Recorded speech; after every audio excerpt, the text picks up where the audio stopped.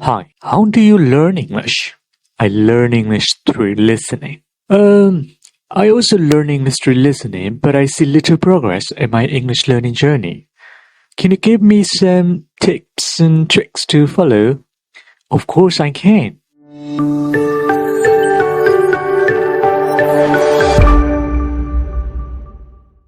Okay, ကျွန်တော်ကိုပြောပြမယ်နီလန်ကမ္ဘာနံပါတ်1 English teacher လို့သတ်မှတ်ခြင်းခံထားရတဲ့ Hoge ရဲ့အင်္ဂလိပ်စာလေ့လာနီလန်တွေက rule number 4ကိုပြောမှာဖြစ်ပါတယ်။ကျွန်တော်တို့ရဲ့အကြောင်းတွေမှာဆိုရင်သင်ခန်းစာတွေကကျွန်တော်တို့ quantity ကိုပဲအားစိုက်ပြီးတော့ quality ကို focus မထားကြပါဘူး။အင်္ဂလိပ်စာလေ့လာတဲ့အခါမှာ we need to learn it deeply တခုခုကိုအလေးနက်နည်းလေ့လာဖို့လိုပါတယ်။ဆိုလိုတာကကျွန်တော်တို့ကိုမိခင်ဘာသာစကားနားလေခြင်းကဘာလို့ဆိုလိုတာလဲတွေးတောနေစရာမလိုဘဲနဲ့နားလေတယ်လို့မျိုးအဲ့ဒီလိုမျိုးနားလေနေစေဖို့လေ့ကျင့်တဲ့သဘောပဲဖြစ်ပါတယ်လူတော်များများက grammar နဲ့ vocabulary သိကြတယ်ဒါပေမဲ့သူတို့ကနည်း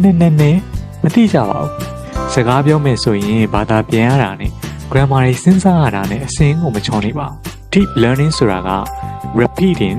what you have learned again and againဒါကကျွန်တော်တို့ကျောင်းမှာလေ့လာခဲ့တဲ့လိုမျိုးနဲ့အနည်းငယ်တော့ကွဲပြားနိုင်ပါတယ်။ဒါတောင်ကျွန်တော်တို့ကငယ်ကကျောင်းကဆရာမစီမှာကျူရှင်ပြန်တက်ရင်ပိုးပြီးသင်ခန်းစာတွေမှတ်မိကြသေးတယ်မလား။အတိကတော့အကြောင်းအရာတစ်ခုကိုကျွန်တော်တို့ကထက်ခါလေ့လာရဖြစ်ပါတယ်။ဒီအကြောင်းအရာကိုပဲကျွန်တော်တို့ကထက်ခါလေ့လာတဲ့အခါမှာပိုးပြီးတော့မှတ်မိပါတယ်။ဒါပေမဲ့အင်္ဂလိပ်စာသင်တဲ့အတန်းတွေကတော့အမြဲတမ်းညီးငွေပြီးတော့ grammar တွေနဲ့ like ဆိုခိုင်းတဲ့စနစ်ကိုပဲပြုလုပ်ခဲ့ကြပါတယ်အမြဲ textbook ကိုသာအသုံးပြုနေပြီးတော့လေ့ကျင့်မှုအားနည်းတာကြောင့်ကျောင်းသားတွေကအင်္ဂလိပ်စာဆိုကြောက်စရာကောင်းတဲ့ဘာသာရပ်လို့ထင်လာပြီးတော့စောင်းမွဲအမှတ်တွေမှလည်းမကောင်းရှာပါဘူးအဓိကပြဿနာကတော့ကျွန်တော်တို့ကအများကြီးလေ့လာခဲ့ပြီးတော့မေ့ကုန်ကြတာပါအခြေခံ concept လောက်ပဲသိပြီးတော့လက်တွေလည်းအသုံးမပြုနိုင်ကြပါဘူးဆိုကြပါတော့ကျွန်တော်တို့က past tense ကိုလေ့လာတယ်သဘောတရားသိခဲ့ပြီးတဲ့အခါမှာ future tense present perfect tense စသဖြင့်ကိုပြောင်းပြီးသင်ယူခဲ့ရတယ်လို့မျိုးပဲလေ့လာခဲ့ကြပါတယ်။တခြားသူတယောက်ကမင်းတော့ mid past tense ကိုသိလားဆိုသိတယ်ပေါ့။တကယ်ကဒါနဲ့ပတ်သက်ပြီးတော့နည်းမသိပါဘူး။အဲ့ဒီလိုမသိတဲ့အခါမှာအမားတွေကိုဆက်လုပ်နေစေပဲဖြစ်ပါတယ်။ကိုကအင်္ဂလိပ်စကားကိုနှစ်ပေါင်းများစွာလေ့လာနေပေမဲ့လည်းအမားတွေပဲလုပ်နေစေပဲဆိုရင်ထက်ခါနားမထောင်လို့မလေ့ကျင့်တာကြောင့်automatic အလိုအလျောက်နားမလဲတာမပြောနိုင်သေးတာဖြစ်ပါတယ်။အဲဆိုတော့အချက်တစ်ချက်စပြောပါမယ်။ Master the fundamentals. Deep learning ဆိုတဲ့ဆိုလိုရင်းကိုပိုသိသွားအောင်အားကစားတစ်ခုနဲ့ရှင်းကြည့်အောင်။ဥပမာကောက်ရိုက်သမားတစ်ယောက်ဟာဒီကောက်ရိုက်တန်နဲ့သူဟာဝေယမ်းဖို့ကို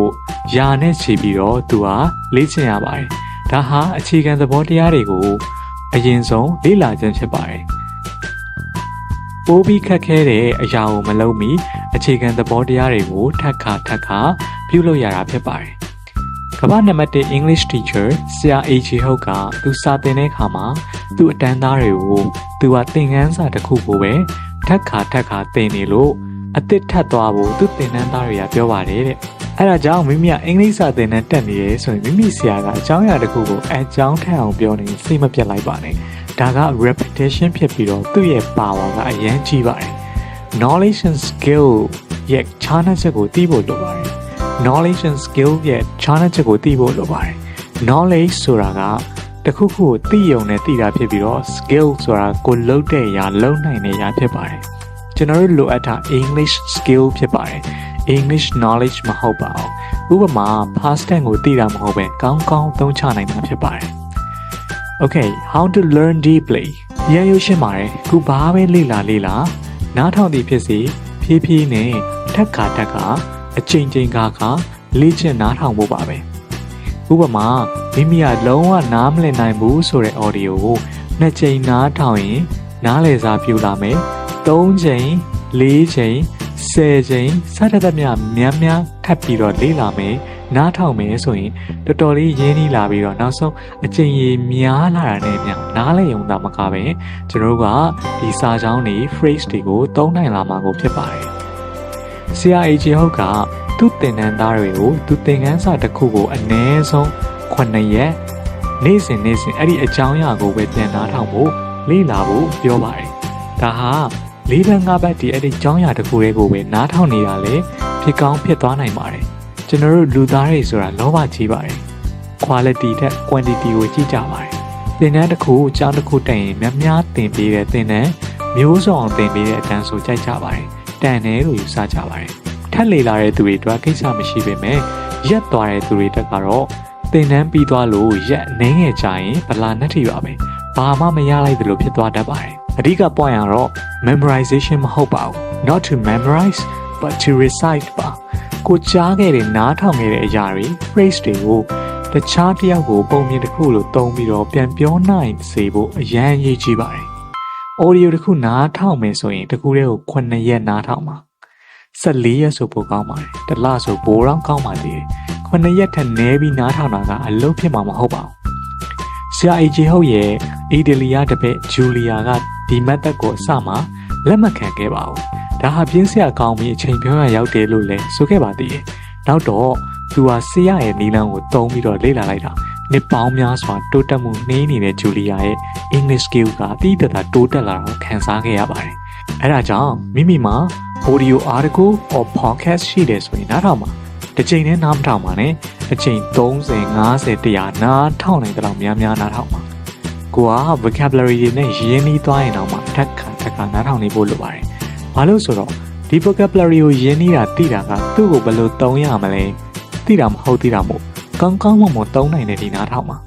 ကိုကောက်ရိတ်သမားလို့သတ်မှတ်ပါအဓိကအောက်ခြေကိုပိုင်နိုင်ဖြစ်မှနောက်တစ်ဆင့်ကိုတက်ရမှာဖြစ်ပါတယ် audio တစ်ခုလေးလာပြီးလို့အဲ့ဒီ audio တွေကစကားလုံးတွေကအမှားရင်ပြီးတော့မဟုတ်ပါဘူးအင်္ဂလိပ်စကားပြောနေတဲ့တွေအမြဲကြားနေသုံးနေရအောင်ပါအဲ့ဒါကြောင့်တစ်ခုတည်းကိုထက်ကနားထောင်ပါတချို့ကမေးကောင်းမေးနိုင်ပါတယ်အဲ့လိုလေ့လာရတာအရန်ပြင်းစရာကောင်းတယ် okay ဆိုတော့ကိုယ့်အတွက်စိတ်ဝင်စားစရာကောင်းတဲ့ content တွေကိုကအလုပ်တစ်ခုလုပ်နေရဆိုရင်ကိုယ့်ရဲ့ career နဲ့ကိုက်မဲ့အပိုင်းကိုလေ့လာပါအဲ့ဒါဆိုရင်ကိုကအမှတစ်ခုခုဆက်ချုပ်တတ်တာ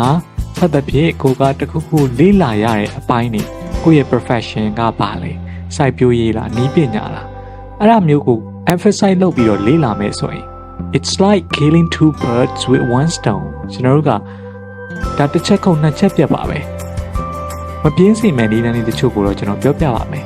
လေ့လာတဲ့နည်းရဲ့အတိုင်းမှာ strategy ပြောင်းနားထောင်ပါပထမနေ့မှာ vocabulary ကို focus ထားရဲဆိုရင်နောက်နေ့မှာတော့ကိုဘယ်လောက်နားလဲစမ်းစစ်ဖို့ subtitle မပါပဲစူးစမ်းတာနောက်တစ်နေ့မှာတော့ video ကိုရပ်လိုက်သွားလိုက်လုပ်ပြီးတော့သူ့နေရာမှာသရုပ်ဆောင်ပြီးတော့တပုံစံနဲ့လိုက်လုပ်တာဖြစ်ပါတယ်အဲ့ဒီလိုမျိုး material တစ်မျိုးတည်းကို angle မျိုးစုံကနေကြည့်ပြီးလေ့လာတဲ့အခါမှာအဲ့ဒီ audio ထဲမှာပါတဲ့မှန်ကန်တဲ့အသုံးအနှုန်းတွေ sentence structure တွေကိုသိသွားတဲ့အခါမှာမိမိရဲ့ English လို့ပုံ